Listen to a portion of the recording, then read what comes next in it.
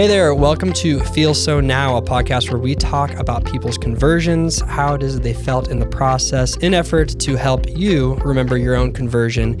Our next guest today is Noah Miller. Noah? Thanks for having me.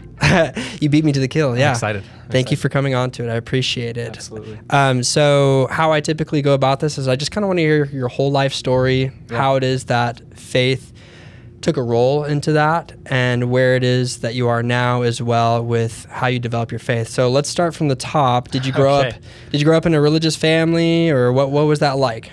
No, I actually didn't grow up in a religious family. I know my parents, believe in God and believe in a higher power. We didn't go to church growing up though. Sundays we stayed home, and there wasn't too much of that like spiritual presence around. But yeah, so. Cool. And where was it? I grew up in Gilbert, Arizona. Okay, so that's an area with a lot of members of the Church of Jesus Christ of Latter-day Saints. Yeah. So what was it like? I mean, were most of your friends members of the church? Definitely. So that's the thing about my conversion story. It's pretty vanilla. But so growing up in Gilbert, obviously, like you just said, the population there of members of the church are, astronomical. It's Utah 2.0. Okay. So all the kids on my street that I grew up with, I was really blessed. I grew up on a great cul-de-sac, a great neighborhood. We were all around the same age, and most of them were members of the church. So a lot of my best friends growing up were LDS. So growing up here and there, I went to church. I went to primary, did things with them, activities and things like that. But as far as anything steady going to church, it was kind of like it was here and there. It wasn't anything steady.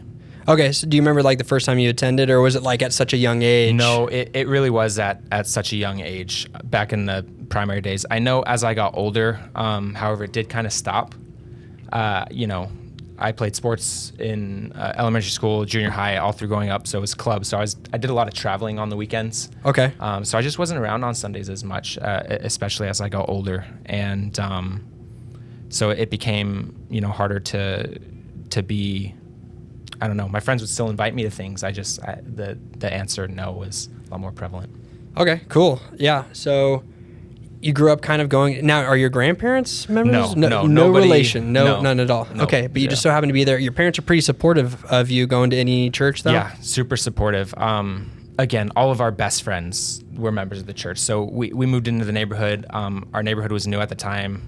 1996, when I was born, is when that neighborhood really started. Homes started popping up, and new families started moving in, and people with kids my age. And so, I think that time frame, is when my parents made friends in the neighborhood in the cul-de-sac and grew up just in diapers with those kids and going to each other's houses, going on vacations together, going to Lake Powell every summer. So they were really like second family to me, a lot of those friends. So your parents, although they had a faith in God, they never felt threatened necessarily by members of the church or anything like that? No, never threatened. Always felt extremely included, rather. Oh, cool. Yeah. Okay, that's good to know. Yeah. Now, I know that's not everyone's experience, so I'm really glad that was your experience. So what happened when, did someone actually... people were introducing you to the church all the time, so you knew a lot about it, like the Book of Mormon, I'm sure. You knew, you were going to church. Yeah. So when did it become more of a serious look into, or investigation, rather? It's a really good question, Jordan. So let's fast forward to 18. Okay. My senior year of high school. Yeah. I think at that age, like a lot of kids, I'm trying to figure things out for myself, what I want to do with my life. I'm graduating soon. I didn't know where I was going to college.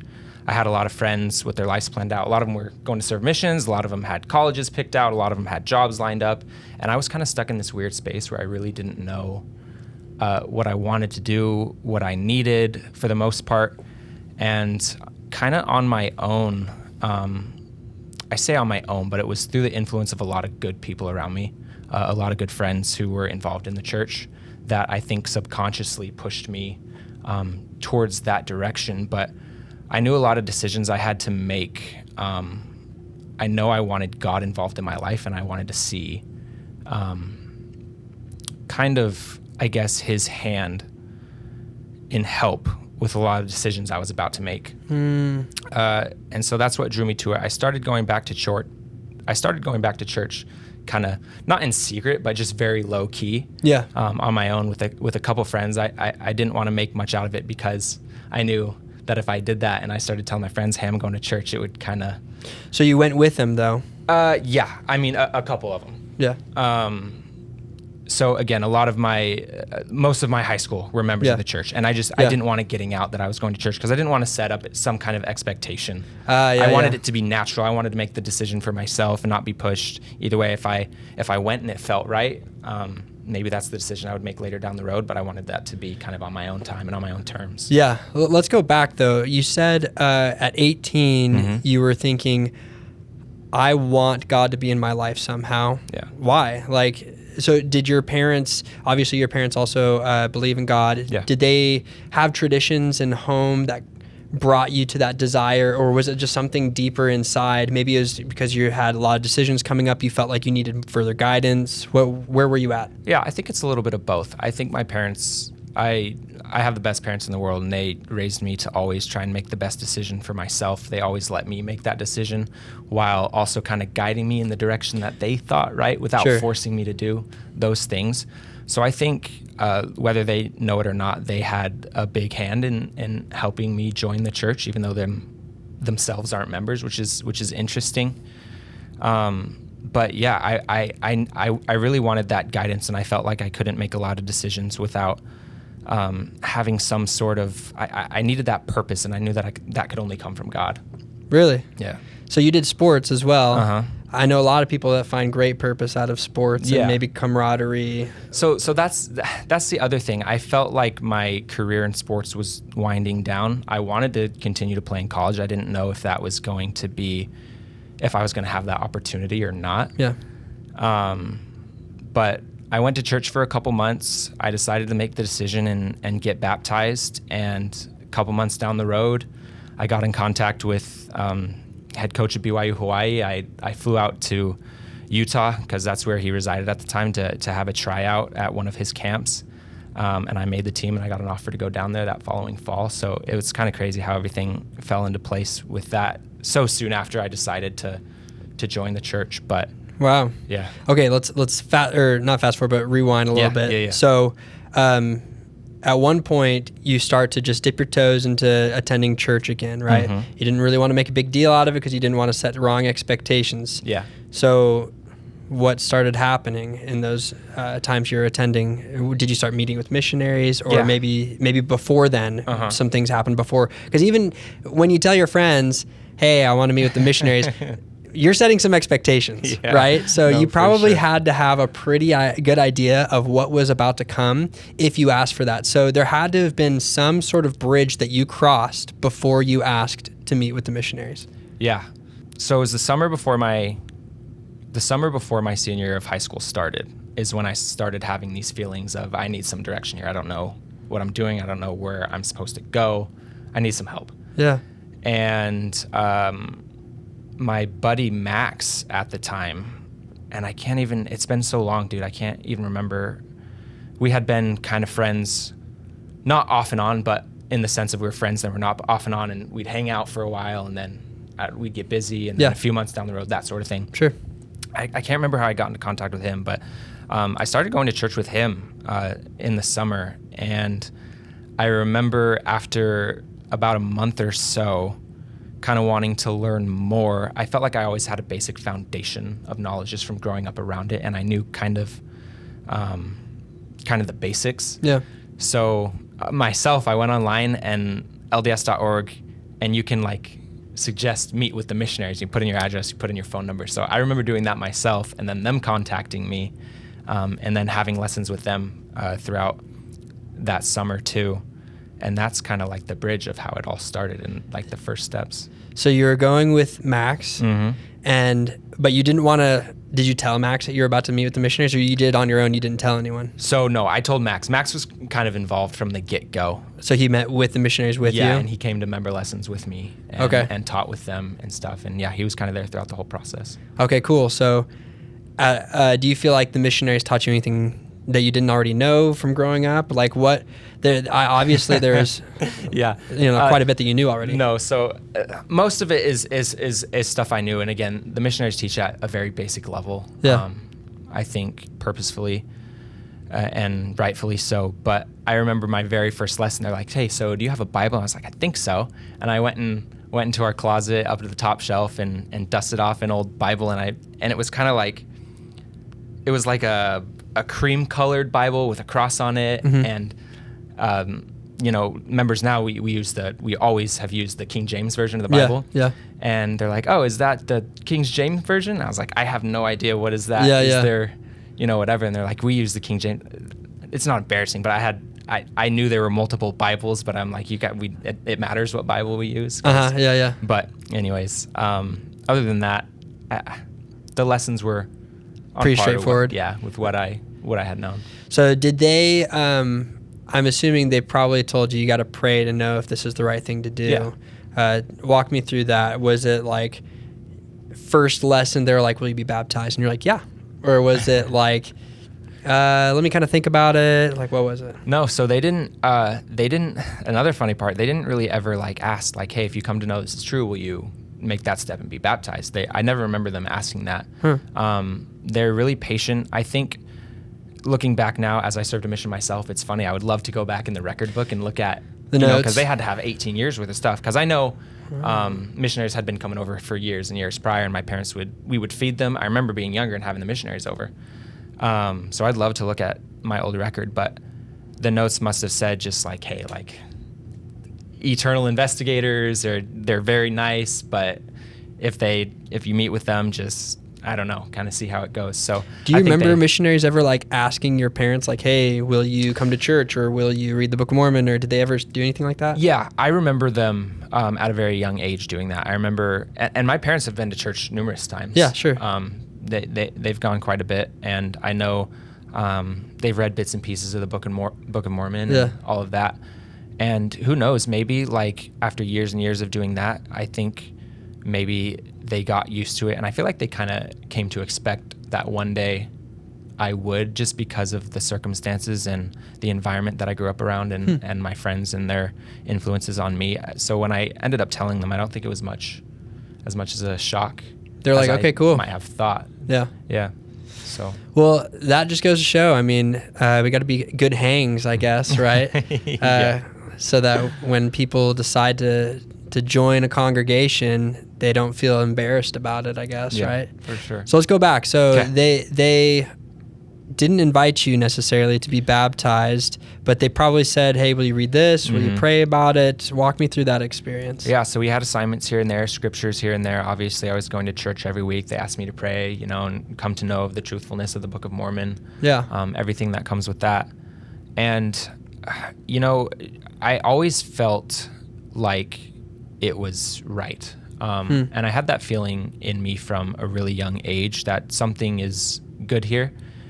And when I made that decision, and when I prayed about the Book of Mormon, and after I read it, and I was going to church actively every week, and I was, reading the scriptures and doing these things that they had asked me to do, it just, I don't know, I just coasted into baptism, I feel like, so naturally and without any hiccups. And I think, it's really crazy to look back on and how seamless it all was. Yeah, it's kind of interesting because, I mean, this is a high expectation faith to be a part of, right? Yeah. Even just being a Christian in general is pretty high, not high expectation, but really living it. Yeah. You're caring for the poor. You served a mission for 2 years. It's not just a Sunday church. No. Church. It's an everyday church. But yet you feel, in your experience, that it went pretty smooth, and there's not really much of like a Satan is going to prevent you from doing it or anything like that. I honestly, I felt like a member my entire life. Wow. Even though I was baptized at 18, such a big part of the church for me was just, doctrine aside, just the values and the principles and the morals and everything that came with living the lifestyle of a member of the Church of Jesus Christ of Latter-day Saints. And just the no alcohol, the no drugs, those are obviously the bigger ones, but some smaller ones in there too. It made sense to me, and it's what I wanted out of my life, to live, a healthy, clean, and promising life to the fullest. that it can be to achieve my full potential. Yeah. Cool. So you got baptized. Mm-hmm. And a story from there, like No. tell me about it. No, story's just beginning. Okay. So I got baptized, finished my senior year out. Everything kind of started to fall into place for me at that time. Yeah. I was going to college at BYU Hawaii, committed to play soccer there. Was really excited. I was, going to live my dream of playing college ball. And I got there, and I feel like everything kind of quickly flipped on its head. Nothing crazy. I just, 18-year-old kid, first time being away from home. If you know anything about BYU, a lot of kids before they go to college, they serve missions first for 2 years. Mm-hmm. So I was 18. And when I met my team, and that's how kind of the coach wanted it there. He's like, I kind of like my guys to leave first, come back. They're a little bigger, a little stronger, more mature on the team. So, kids on my team were 23, 24. They had kids and families. It was not like high school where I was with kids my own age.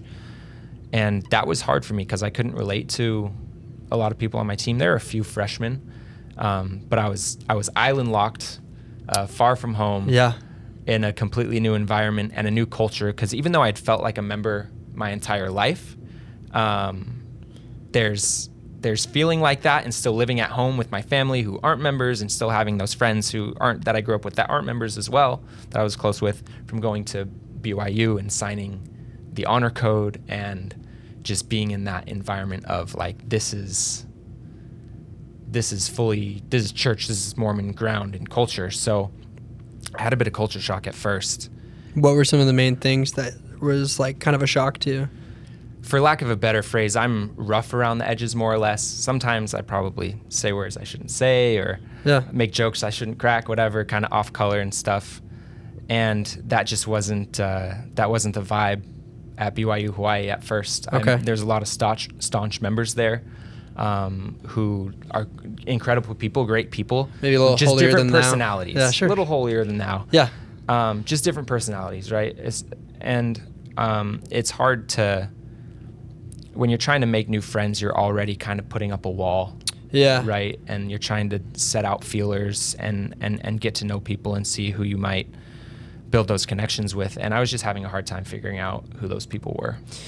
Yeah. I mean, first off, you had a lot of life changes all at once. Yeah. I mean, you were baptized, and then like within a year, you're at a school that was predominantly all members of this new church that you recently joined. Yep. And then obviously there comes a lot of culture with that. And I think also whenever you put a lot of people that are of the same faith in one area, sometimes there's like this petri dish effect where, maybe some people become a little bit more pious, I guess you could say. And some people are like, this isn't really how I grew up, right? Yeah. So let's talk about that, because I think this is something that's going to come up no matter where it is that you go in the church or even in Christianity in general. Totally. So walk me through that. Did that kind of taint your experience in Hawaii? Did it, and also not only that, did it taint your experience like with the church for a little bit? Did that affect how you felt? No, because even growing up, I knew members of the church who were extremely kind and loving no matter the circumstances. And then others who weren't the same, who didn't live by really what I believe the church teaches. Yeah. I think Gordon B. Hinckley said it, but he said, a good man is a good man inside of the church and outside of the church. So, and I think that says a lot, to just be kind to everyone around you, no matter their circumstances, no matter what they believe in. Yeah. There can be, it takes no effort to be kind to somebody. Or even just not to judge. I mean, judgment and religion is such a tricky thing, right? Yes. Because we're actively making judgments every day subconsciously with the decisions we make, who we surround ourselves with, that sort of thing. But there's a difference between judging for yourself and judging other people. Yeah. Right? You know your full story. You know everything about yourself to the extent what decisions you want to make, what you believe in, but you have no idea where somebody else is at, right? With their faith, with their life, with anything. So, and it's so easy for us to sit here and say, don't judge, right? But it's kind of, I feel like it's human nature to do so. So it's something we always have to work on. And we're always fight making and subconscious check judgments, ourselves. like you said, Yeah. right? Yeah. Yeah. So I think just being aware of it too is huge. The fact that, and unfortunately, I've had experiences where people judge me. I think, and not only that, I've had experiences where I judged other people For too, sure. right? Like For I'm a sure. turd as well. I think that's just something important to know. Like with this is like everyone is subconsciously having some sort of dialogue kind of going on. But if we can actually like take that out of the subconscious and make it more on the forefront so that we're more caring, more understanding of other people, all we can really do is like hopefully try and be the difference for someone else, right? Absolutely. So, okay, let's go back to your story. Okay. So you, that was your first year at BYU Hawaii? First year at BYU Hawaii. Okay, Yeah. cool. And then as you're there, some people are a little over pious, I could say, or maybe is that the right way of saying it? Yeah. Okay. Yeah, that's the right way of saying Different it. interpretations of how to apply the gospel in their lives, Yeah, right? for sure. And you're feeling some judgment. So what happened after that? Did you stay longer? Did you leave? What happened? So I settled in, met some of my lifelong best friends, and I really started to enjoy Hawaii. And it was a tough season for me personally. I was one of the youngest on the team. I redshirted. I didn't even play. So it was, 2-a-days, a lot of practice, weightlifting, not a lot of sleep for not a lot of play. Like the joy from all that hard work comes from playing, and I never got to do that. So it was rough there for a second. But like I said, I settled in. The season ended. Met some great friends. Got the opportunity to explore the island and all the beautiful things that place has once the season ended, and I had some time on my hands. But I started having rumblings of I needed to serve a mission. Okay. And it was never my plans. When I was baptized, I'm like, that's not. Yeah, you were like, I'm that's not cool doing for that. you, but Yeah, I'm just not interested. That's crazy. It was always crazy to me. And so I put that to bed like from the get-go, right?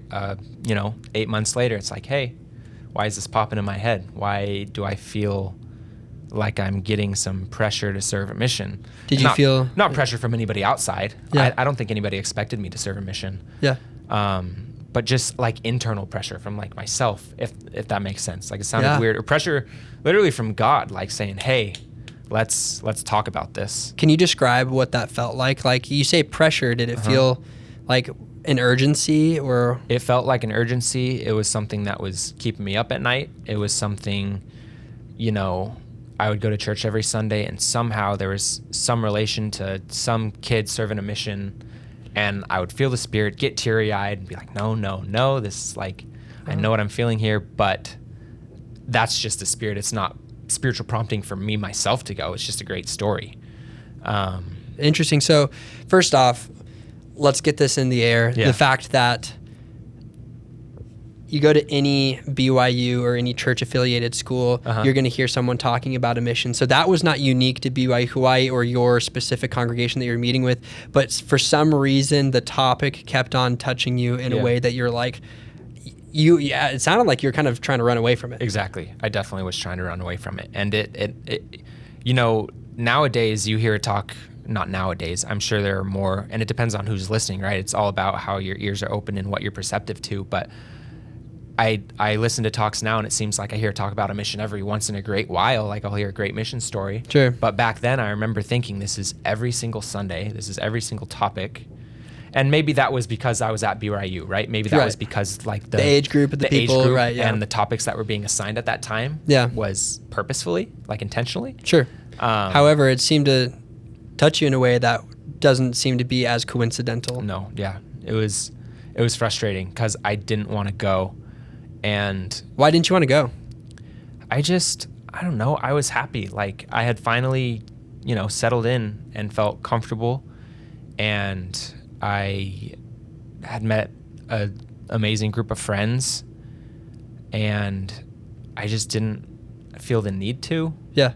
That's wrong. I felt the need to. I straight up just didn't want to. I didn't want to leave my family and friends behind. I didn't want to leave my phone, the parties, the girls. I didn't want to leave any of that behind. Yeah.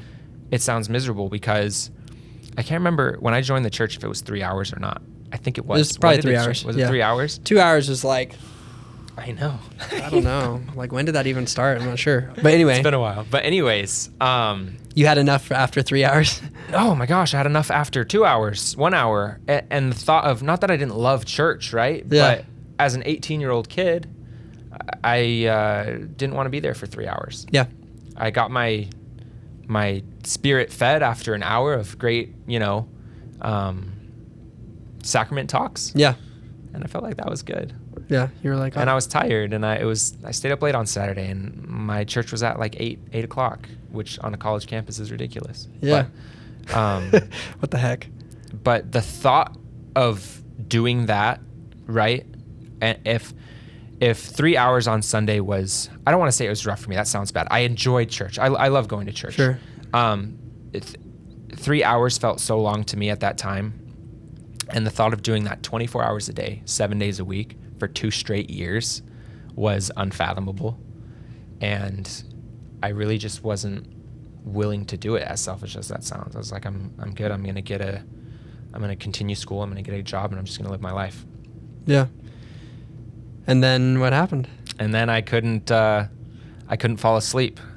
I couldn't stay asleep. I couldn't avoid those talks in church every Sunday and those spiritual promptings I just couldn't avoid. And I finally sat down with my family in a space where I was just like, hey, I'm feeling these promptings. I feel like I should go. I really don't want to. I don't know what to do. And it's actually my mom was like, she was kind of in tears. She's like, I think you should go. Really? I was a little bit of a punk in college, like my younger years in my first times being away. Not in the sense of I wasn't doing anything like crazy bad or anything. I was just extremely selfish. I lived for myself. I didn't like serve anybody. I was a little bit entitled and kind of expected things. Yeah. And I think my parents saw this as an opportunity to be humbled. And I think I recognized that in myself. I was like, hey, this can teach me something here that I can take with the rest of my life that'll make me a better person. And so I made the decision, and I got on the phone with the bishop and started my papers. Wow. Yeah. So the push over the edge was actually your mom. It actually was, yeah. When she said, I think you should go, that was the final switch, I think. How did it feel when she said that? Did it feel relieving, or did you feel more frustration? A little bit of both. I was relieved because I felt like, after months and months of pushing it off and saying that I wasn't going to go, deep down I knew there was still a decision to be made. Like, I knew that decision wasn't final of no. So when that switched to yes, a sense of relief came, because it's like, okay, I'm going to do this thing, and I have the full support of my family, and that was really all I needed. Yeah, that's interesting. Man, I've definitely ran from some decisions. Yeah. And there were some decisions that I knew what the right answer was, and you better be careful with who you call on. Yeah. Because sometimes they'll tell you to do the right thing, or sometimes they might be like, oh, whatever, don't worry about it. Yeah. So that's really cool it sounded like you appreciate what it is that your mom said. Oh my gosh. Yeah. Without their, not permission, but without their kind of blessing. Exactly. I don't know if I would have went or not, maybe, but it definitely made the process easier. And it was funny. The support of the parents doesn't stop there, because at about month 2 on my mission, I was ready to come home, and they said, you're staying. You're kidding me. Yeah, they said, you're staying out there. You are not welcome back. You're welcome back. But yeah. They said, you got to finish what you started. Yeah, they said, you got to stay. So where did you serve your mission? I served in Berlin. I was in Germany.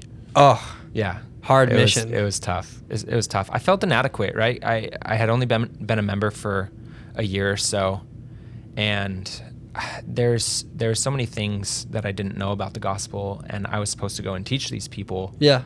Right? How was I going to, in a different language, in a different culture, one that is particularly not super receptive to religion in general. Yeah. it seemed a bit over my head. Like I got my call, right? And I was stoked. I was like, Germany, it's exotic. That's cool. It was cool. Yeah, right. But, you know, as probably, where did you serve? Stateside. You served Washington stateside. State. So as you know, the anticipation, right, and the opening the mission call in front of your friends, that fades pretty quick. Sure, Like, the excitement. the build up, you open your call, everybody cheers, is excited, and you know, you get texts and, you know, calls, hey, I'm so excited for you, it's going to be an amazing experience. And a week or two after that, it kind of like fades and you're back on your own, right? People forget about it, right? Sure. They just have their own lives. They have their own lives, right? And it's an interesting space to be in because it's all about you for a little bit. And you feel all the support, and not that support fades away when you leave, but when it comes time to get on that plane and you're in the boonies of Germany, right? Like people think Milan or like, oh, Berlin, or you're not necessarily serving in Fashion Square of, you know, Milan or Berlin. Serving with the potatoes. You're in the boonies of Germany, like in a place people have never heard of and will never be or have the interest of going. So I got on my mission. The MTC actually wasn't too bad for me. I really enjoyed it. There's a lot of camaraderie there with a bunch of other people, and the MTC being it's a mission training center where you kind of learn a little bit about how to speak German, Yep. and also how to teach about the gospel. Exactly. Okay, cool. You learn the basic principles of being a missionary, and you learn how to teach a little bit of the language, not so much. But you're there for 6 weeks, and you're with a group of people. You're with your I don't know, class, I guess. Yeah. Of all the kids going to the same place as you, and there was about 12 of us, I think. So it was fun to be in that group. But you get to your mission, got there, got assigned a place. My first area was in an area called Schwerin, which is actually extremely beautiful. There's a castle there. Wow. It's up north, but it was far away from a lot of other missionaries. So it was me and my trainer, and that was it, right? And at that point is when you've got yourself, you've got God, and of course your family once a week on preparation day, P-Day, which is just a day essentially where you can communicate with your family. And did you do that by email or did you call? Did it by email. Okay, so you could email your family once a week. Could email your family once a week, but other than that, it was 6 days of proselyting. Yeah, no communication with family or the home world, but just proselyting, teaching, trying to find people to teach. So did you ever ask yourself, what have I done? Like I am Yeah. Like I got baptized how long ago before this? A year. So a year. Yeah. Within a year's time, not only had you been to Hawaii and like essentially alone, having to start over and learn the culture in a new way of what the church is like, but then you're also in Germany. Yeah. Did your companion speak English? Or? Yeah, he was okay. an English. Okay, cool. My trainer was fantastic. Okay, he that's was good. great. But then you're like, where am I? Like, what am I doing? And also, mind you, for those who don't really know a lot about missions, especially from what I've heard in Germany, it is not a very receptive experience. You're going to get how many no's until you get some sort of yes, and not only no's, but maybe aggressive no's. Yeah, a lot. But that's just, it's kind of what you come to know, right? You don't know anything different. I remember getting emails from my friends in other countries, and they would be like, it's been a down week for us. We had like 15 lessons and oh my gosh, we baptized so-and-so, whatever. And then I would go throughout my week and be like, we tried to find somebody to teach this week. We got close. Yeah. Someone opened their door. It's just different, but that's all that those people know. That's all I knew. So it's really hard to compare missions like that. Sure, of course. For what's hard and what's not. I had fantastic living conditions. All my apartments were great. I didn't get to teach anybody, but whereas some people might be in third world countries, who showered with a bucket, living in dirt. Yeah. Mm-hmm. So it just kind of depends on where it is that you go. So, but at one point you're thinking about coming home. Yeah. What happened? Because it sounds like you're very grateful, but obviously at some point there was something that seemed to be like, this is really hard. Yeah, it was hard. It was pretty quickly after I got out there. It was probably into my second transfer, which So a mission, they break it up into transfers, which are 6 weeks increments. Okay. So after 6 weeks, they evaluate your area, your companion, and decide if they should move you to a different city, switch your companion up. Typically, in my mission's case, you stay with your first companion on the mission for 2 transfers. Okay, that's kind of just normal. Yeah, so I went through 6 weeks. It was fine. Like the adjustment, it was all new, whatever. And it was really like the second transfer where it hit me. It was like, what am I doing here? I could not speak a lick of German. I felt extremely alone. I had my companion who had been on the mission he was almost finished. I think he had a couple transfers left. And hearing him talk about home and how excited he was to get back, being a fresh greenie, as you call him, it was tough for me. And it was tough going to church on every Sunday, not being able to understand what was being said. It was tough being in the streets, constantly butchering what I was saying to these people, the script that I had written out. It was terrible, to be blunt about it. And I was so homesick. I missed my friends. I missed college. Kind of just in that selfish state there. I was like, this is up to me. I want to go home. Like, this is terrible. Yeah. And I remember calling my mission president. I was like, hey, I want to go home. Like, this It's been real. Yeah. I'm done. This isn't for me. Sure. And he's like, okay, well, why don't you come to Berlin, come to the mission home, spend a couple days here, and we'll kind of figure this out and go from there. And I was having like these crazy migraines at the time too. I think just from the culture shock and from the language and from the stress I was feeling. And I was just like, President, I've got like these killer migraines. I don't really want to be here. I just can't do it.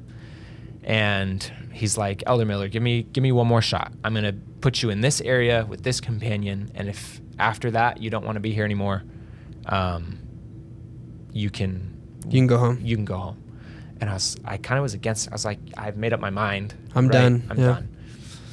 And so I think he actually contacted my parents, but I was relaying at the same time to my parents. I was like, hey, I'm done. I'm coming home. Yeah. Like, there's nothing you can say to me. Get my room ready. There's nothing my president can say to me. Like, I'll be home in 2 weeks.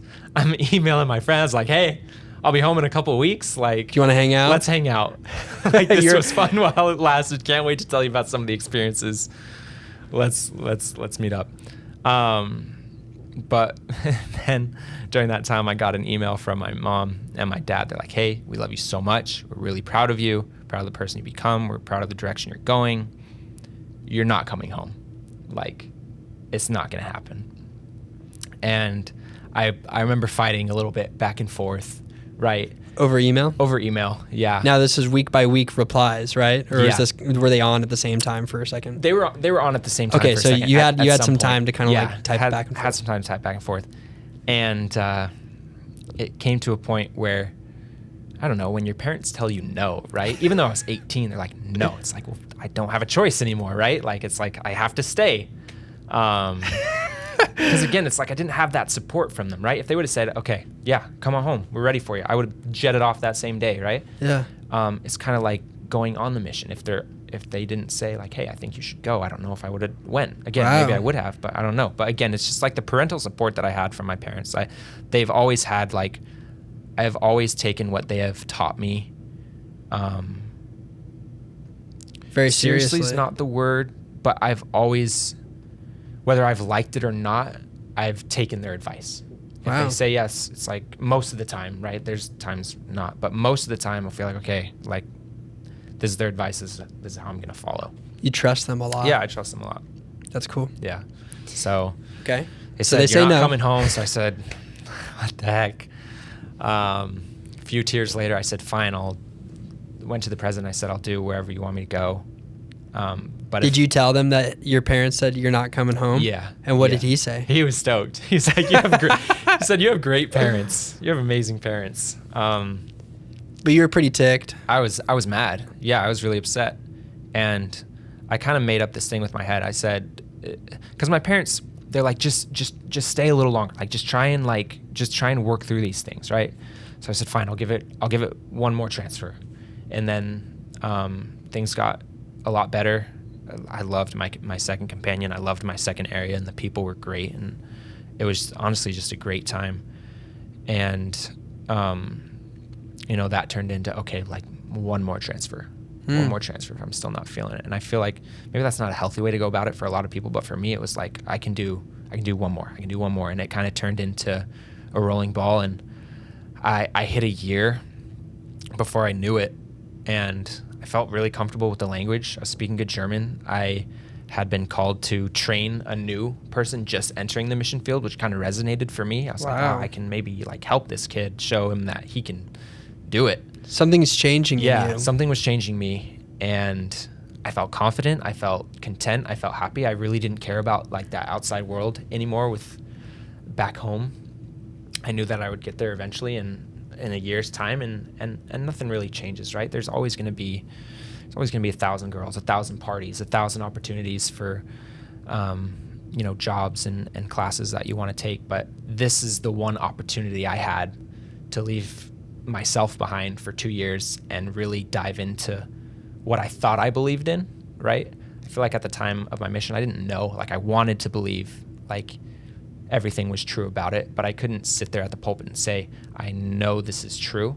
I believe it with all my heart. I wanted that on your mission. I couldn't say that I knew, right? And that was also another huge part of what led me to my mission. It's like, hey, I got to figure this out. Like, wow. Because I believe it in my heart, but I'm hearing all these people say, I know. It's like, I want to know too, but I can't say that I do. And the way for me to figure that out made sense to me, that it was going to be serving a mission and just becoming submersed in it all. And really to be able to test it for yourself. Yeah. Did you get what you wanted? Absolutely. 2 years ended up going by in the blink of an eye. A lot of hard times, a lot of great times.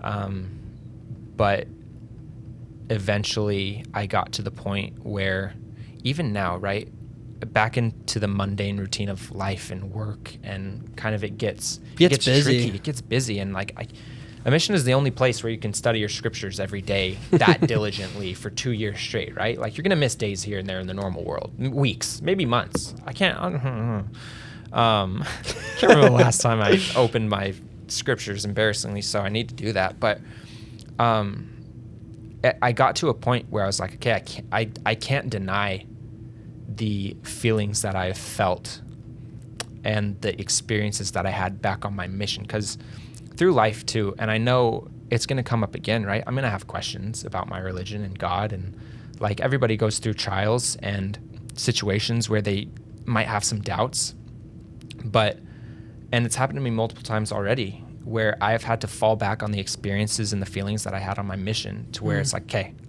I cannot deny those things that I felt, and even though I'm struggling now, I remember that and think, okay, like, I just need to push through and figure it out, because this is it, like, and I'm just going through a rough patch.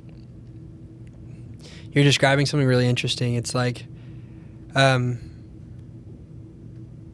in my last interview I did with Michelle, we talked a little bit about like almost wrinkles in our lives. Yeah. Where it's like, maybe it's conscious that when you have a decision before you, you recall some experience that you had, and that's like a way for you to make that decision, or at least for you to like put a question at bay. Mm-hmm.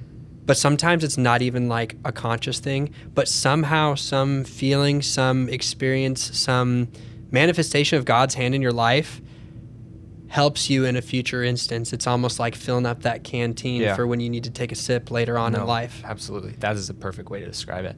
And not that, I think everybody has their own mission, right, in life, right? Like, not everybody is going to serve missions. And I look at people I know who didn't, and they have such great faith and such great testimonies. I look at them and I wonder what that is for them, because for me, it was my mission. And had I not served a mission, I don't know what I would fall back on. Maybe I would have different experiences. But again, time and time again, it's my time in Germany that keeps me afloat. Really? Yeah.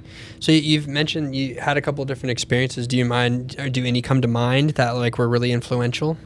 Experiences on the mission. Yeah. Um, And maybe it's just a conglomeration of all of them kind of put together, but if any come to mind? You know, a lot of it, Jordan, to be honest, a lot of those experiences I remember are sitting in my apartment in the quiet, just studying, right? Being a little bit sad, but so happy at the same time. Just that feeling of peace and comfort, and just, it's that feeling of no, like, I know this, like something's going on here. This is the truth. What do you mean by a little sad but happy? Is that how you describe what the Spirit feels like? No, not a little bit sad at that point, because obviously you're always going to I missed my family. There's always pieces of you that miss home a little bit, and that long for the experience of reuniting again. Yeah. But knowing, again, coming at the decision was like, whether I was leaving or staying, being sad, like, I'm not going to be home for a long time, and I'm not going to see my loved ones, but I know this is where I have to be. Yeah. It feels right. Interesting. So the sacrifice aspect. The sacrifice, exactly. Yeah. And it's interesting, you've probably heard try and describe salt without saying the word salty, Yeah. right? I sometimes describe my conversion experiences like that, because had someone been a fly on the wall watching you read your scriptures, they wouldn't have seen angels. They wouldn't have seen any, manifestation that convinced you logically. Yeah.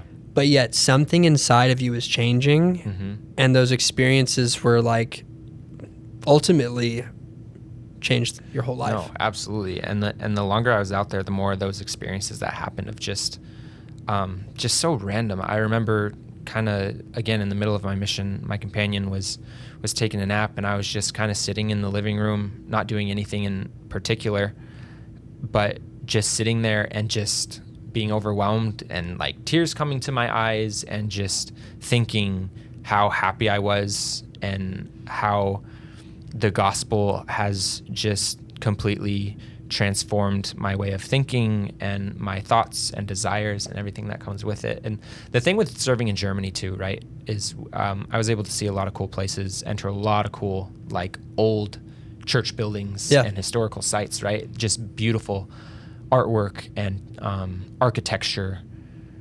And you would go in there and you would be starstruck. You would be amazed, right? But you would go into just a typical old ward building at some point that week, right? And the spirit in there, even though it was just a normal church building, there was nothing special about it. There was no cool architecture. There wasn't 1,000 candles on the sills and those fancy windows. What do you call them? Glass? Stained glass. Stained glass windows, right? But just the spirit was unmatched in the typical ward building. And that always said a lot to me. If you had to describe what the Spirit feels like, what would you say? I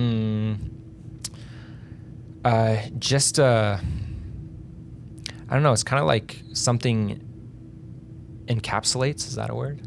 Probably. Encapsulates your heart. Like something just wraps around your heart. So it's in this area for you. It's in my chest. It's in your chest. I feel it. Huh. It's so strong in my chest.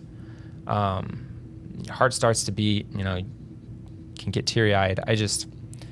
Describing salt. Right, describing salt, right? It's a little hard. Yeah. But that's interesting with it is I've had experiences where you feel the Spirit, and although you can try and describe it with emotions, for some reason, I still think it's from God. Yeah. Even though whenever I get, happy or I have some other exciting experience, my mind doesn't immediately say like, this is unworldly, but whenever I feel the Spirit, it's this emotion that somehow I'm always like, I feel a connection to God. Yeah. And I think those experiences, they've just had a huge impact on my conversion too. Yeah. So, okay. So if we could rewind to your first month and compare it to where you are now, like, what would you say, like, comparing it? Like, who did you become by the end of it, but in comparison to who you were maybe the first month? I think I became a more loving person, a more patient person, a more willing person. I mean, that's through the mission, right, too, and that's through the natural maturation process, I feel like, right? You just grow older, you grow a little wiser, you grow a little bit more, I don't know, you're just not as selfish, I guess. But my parents have always kind of slyly referenced to, like, when I got home, I was a little bit more loving, I guess. I'm not sure how much I communicated with my parents. We've always had a great relationship. Like every high school kid, though, I was just like doing my own thing, and like that's my parents, like whatever, right? And the relationship we have now, it's like I call them every single day, pretty much. Yeah, every day.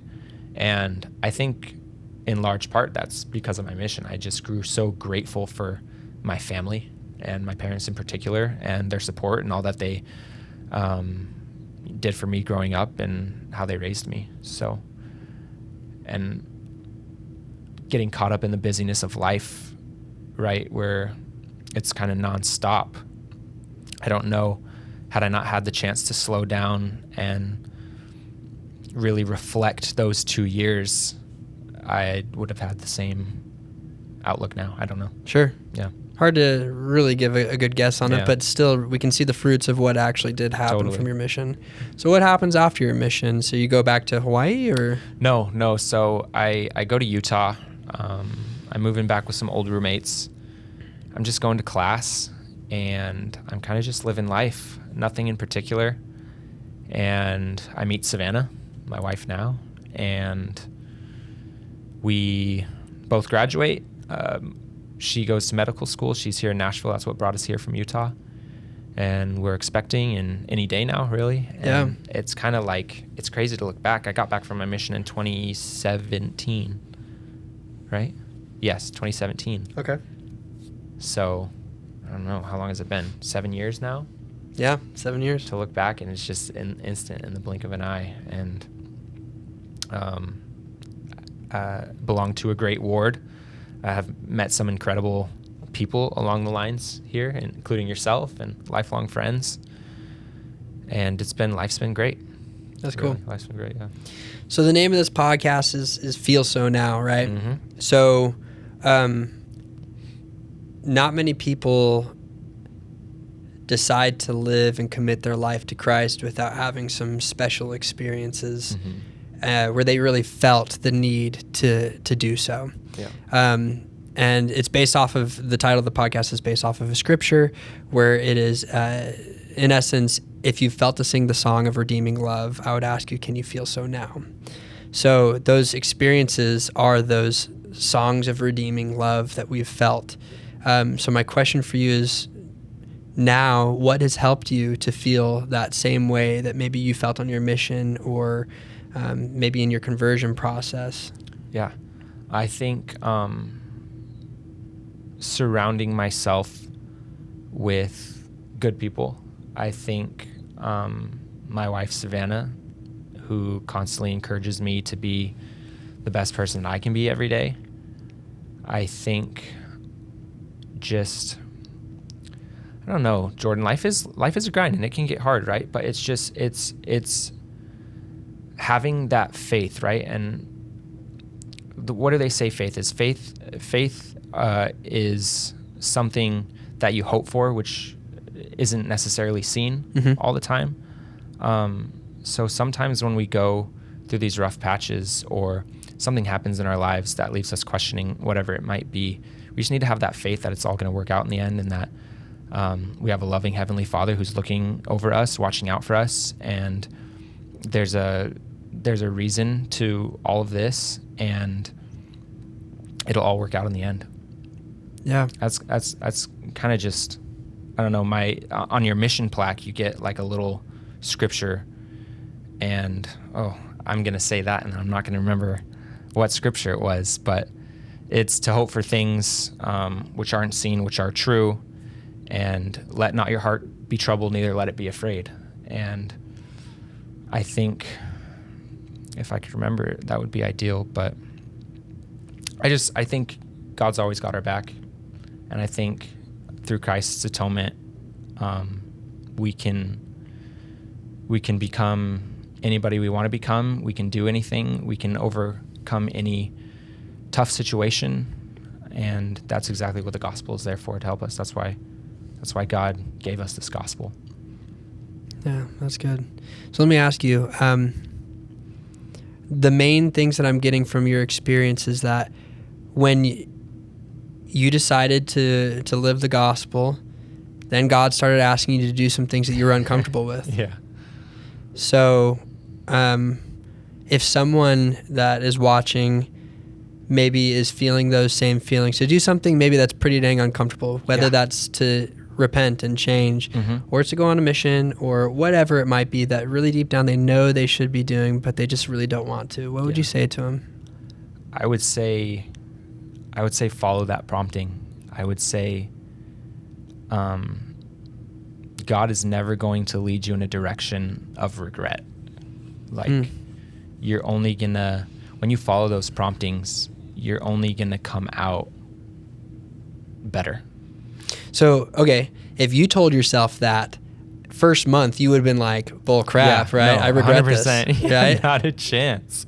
Yeah, it's everybody has the will with, I really believe, Jordan, that everybody has the will within them somewhere to push through those hard things and not give up no matter what it is. Trust me, if I can serve a mission for 2 years and put those things on hold, I can do that. To me was the hardest thing in the world, right? So now my mindset is like, I did that, I can do anything now. And I think that's with a lot of people. If they dig deep in whatever like struggle they're going through, if they can just get past it, they'll look back at that experience and say, I did that. It was a source of strength. Yeah, I can do anything now. And again, it's all, you could say the same thing to me back in it's a hard question to answer because it really comes down to the individual. It's like you've got to just push through, and it's easier said than done, but it can be done. So why do you think, out of curiosity, so in our church, we believe that where it is that we are chosen to go on a mission, we don't choose. So let's get that out of the way first. Yeah. I wouldn't have chosen East Wenatchee, Washington. But now you probably wouldn't trade it for the world. Right, of course. So, but to get this out of the way, that we don't choose where it is that we serve. No. But maybe, obviously it's difficult to compare missions, but like if it was so strong that you needed to serve a mission and then it ended up being that difficult, I think there's an aspect of sacrifice with that, right? Totally. That like there's a quote actually that Joseph Smith said that like the faith to produce salvation can only be, I'm butchering this, but the faith to produce salvation can only be made when sacrifice is like, you're willing to sacrifice everything, essentially. So it's like, I almost wonder if like we have to go to our limits to actually understand and to like have our hearts be open enough to where the Lord can actually change us. Oh, I think totally. That is a perfect way to put it. I mean, Christ probably didn't want to do a lot of the things that he had to do, right? Right. I mean, he even says he prayed at one point saying like, "Hey, Father, if I don't have to do this, that'd be pretty cool. I don't want to do this, but I will." Yeah. Yeah. And I think, we all have things we don't want to do. And gosh, I had such a good thought as you were saying that. No, it's okay. It's not your fault. This is what I was going to say. I was going to say, like, the whole idea of the gospel, right, is to become more like Jesus Christ. Is to become more like him, our Father in heaven. And to do that, we have to go through some pretty dang hard things. We can't just coast. What would the point of faith be, right? If we had everything came to us, everything was easy, life was great. We're made to have trials and have these experiences. That's why we've come to earth, to be human and to be sad and happy. And the more we do that, the more we have those different experiences, the more we can become like Christ, and the more like we live that plan and have that purpose and achieve it of why we're here in the first place. Isn't that an interesting dichotomy? It's like the Lord wants us to be happy, Yeah. but he also knows that we grow most when we have something a little bit difficult in our lives too, Yeah. you know?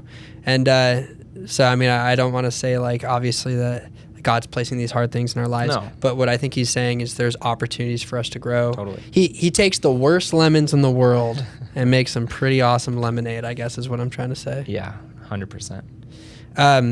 Cool. Is there anything else that you would want to say? All the joy that I've experienced in my life can be traced back to joining the church. My wife, the family that I'm starting, the fact that I got to live my dream of playing college soccer, Wow. going to Germany, learning the language, learning the people, the culture, like everything I like, all of my fond memories really have to do with being a member of the Church of Jesus Christ of Latter-day Saints. And I have never had any regrets. It just makes me extremely grateful for the influences and people I've had in my life that led me to make that decision, including my parents, who are, again, not members. Yeah. And I look back with extreme gratefulness. And I hope, I'm constantly falling short. I am not a perfect person. I'm not a perfect member of the church. But you don't have to be in this church, and that's what I love about it. It's constantly a church that preaches forgiveness and second tries and hope to constantly strive to become the best person you can be. And that's, I find a lot of comfort in that. Yeah. Something I want to touch on lastly, when you described some of your key conversion moments in your mission, you talked about how it was this blend of sad but extreme happy too. Yeah. Mm-hmm. Man, people really struggle with having these bittersweet moments, and like, for example, people struggle with anxiety and depression, and it's so hard to actually feel maybe the joy of the gospel while simultaneously experiencing a lot of trial and hard things. Yeah. And I think it's okay to feel both. Totally. And it's gonna happen. Yeah. So yeah, just a little thought that I think we are going to experience, and it's possible. I think that's what I want to say is that it's possible to still feel the Spirit, to still feel like God is close by when we're still struggling as well. Absolutely. Everybody is their own person. They have their own relationship with God, and they feel things in different ways. Like your story is completely different from mine, and maybe you feel the Spirit differently, and maybe you have different experiences and different outlooks on different topics. But, we all have the same goal in mind, and we all have the same God and the same Christ, and we look to him to buoy us, and he'll always be there. Yeah. No matter what. Cool. Well, Noah, thank you so much for you. coming and sharing your story. I'm sure it's going to touch someone. And if you have an interesting conversion story or something that you'd like to share, or if you know someone who might be in the Nashville area, then please let me know. I'd love to be able to hear their story and showcase them. Thanks, Jordan. Until next time. Yeah. All right. Cool. Great. Well, hopefully that was okay.